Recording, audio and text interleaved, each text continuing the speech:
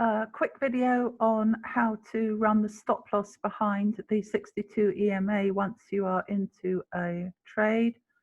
So we'll go and have a look at one I did this afternoon, which is EURAUD, this one, which I've marked up. So let me put the replay button on and come back to the setup. So this is Paris time, so this is 3 o'clock UK time. New York moves between 2 and 4 p.m. UK time. Euro is a London session pair, AUD Australian dollar is a Tokyo session pair, but it is a very fast pair, 10 out of 10. It's one of the pairs I like to trade because you can get 20 pips very quickly if you get a perfect setup. So let's just have a look. So I'm on the 1 minute chart and price comes up. And what I liked about this entry was you've got quarter theory and pitchfork. You have to have a 15 pip stop loss on these pairs, these fast pairs. So your 1-to-1 ratio is 15 to 15. This line down here is the 15 pips. This is 10 pips, which gives me the 1-to-1 risk to reward. I was moving it down to 5 pips at a time. I got stopped out at 7 pips because I ran it a little bit tight. It was this afternoon, lots of wicks on this. I should have really, we'll come on to it, I should have really taken the 20 pips. So I could see it going down strongly, but it is a fast pair. As you can see, it can reverse quite a lot. I should have just taken the 20 pips, but anyway, I didn't, but I came out with 7 pips. Sorry about the dog. So he's just whining for his dinner. So let me just, so here you've got a minimum of a 10 pip break and retest, both of the quarter theory and the pitchfork, and you've got the pitchfork touch. So you've got your confirmations for the sell. However, price is still above the 62 EMA. Now, because I could see all this, I was confident enough. Now that spread and commission meant that it gave me the price here.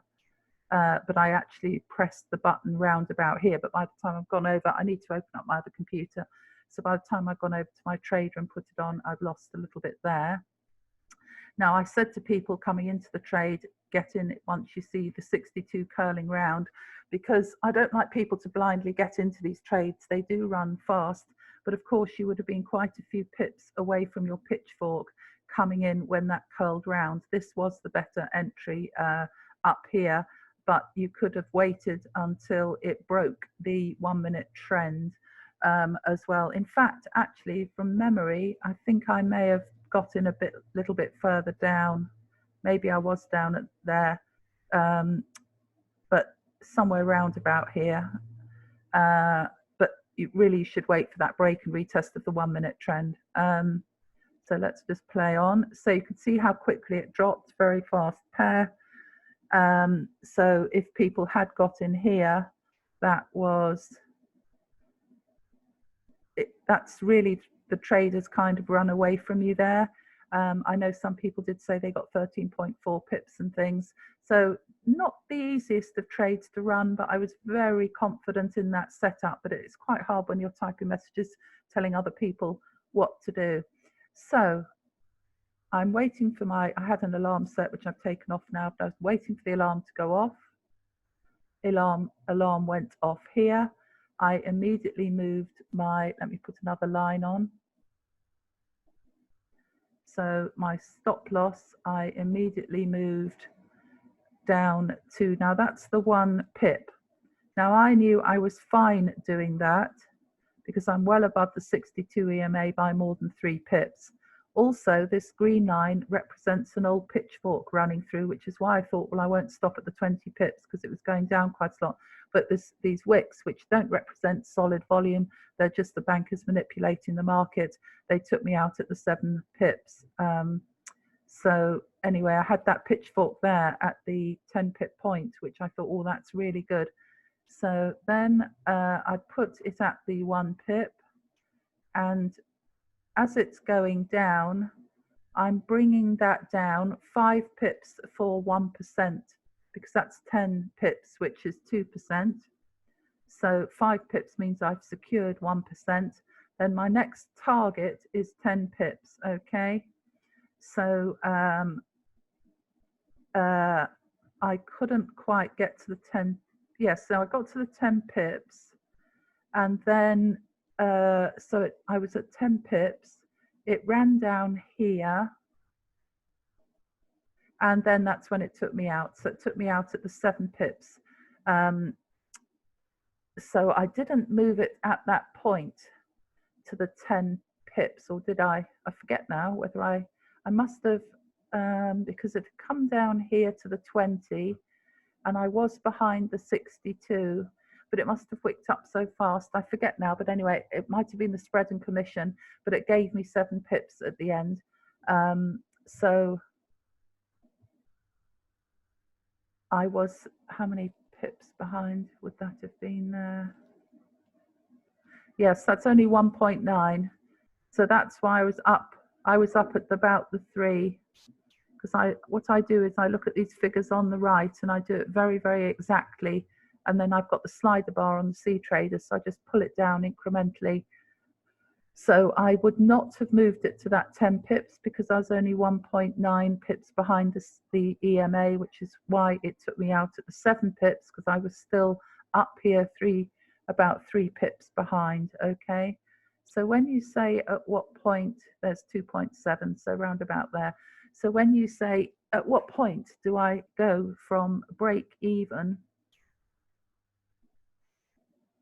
to running it, call that break even at 1 pip for broker spread and commission. That's what I try to do, is always 1 pip. At what point am I starting to trail it? Well, it's at that point, but some trades your 62 is still above, or the quarter theory might still be above. If that's the case, then I won't, even if it's hit the 15 pips, or the 10 pips, some of the trades which are 10 pips, I would still keep it above my quarter theory, or a pitchfork, an old pitchfork, or the 62 EMA by 3 pips. I wouldn't run it below that, particularly on these fast pairs. So the answer to that is it depends, and then we'll just carry on running the trade, and you can see, you know, it reversed. Look at that reversal. So definitely you've got to be out the trade at this point, because you can see quite clearly, look at all that stall out there. That's an old pitchfork there. Here I was quite confident because I could see equally the stall out along the old pitchfork. So I was happy to stay in the trade, and it's running below the 62. So they've got no reason to get out of the trade while it's below the 62. As soon as it curls up and price comes above, that's a real big indication to get out. And sure enough, you would have come out with nothing if you'd let it do that on you. It's a very fast pair. So on the whole, I'm happy that I secured more than the 5 pips to the 7. Although obviously along here, look at all that stall out. I should really have come out at the 20, because I should have seen all that stall out like that and all those wicks. But there you go, I didn't. So that's why you've got to stay very focused on your trading. And there we are, it comes down again, but not that far, and it happens so fast, and then right up into your stop loss. I mean, you would have been well out of it by now. And then I thought just now it gave us another entry. That's the end of it up here, and I could see it doing that. But the reason I wouldn't have got in again is, number one, finished trading for the day, even though you've got 1, 2, 3 rejections to the pip there off the pitchfork, but also it didn't reject off the quarter theory. It's above the 62. There's no real trade there anyway. It stayed above, and you know, you don't want to get involved in that. So I hope that's helpful. I'm just going to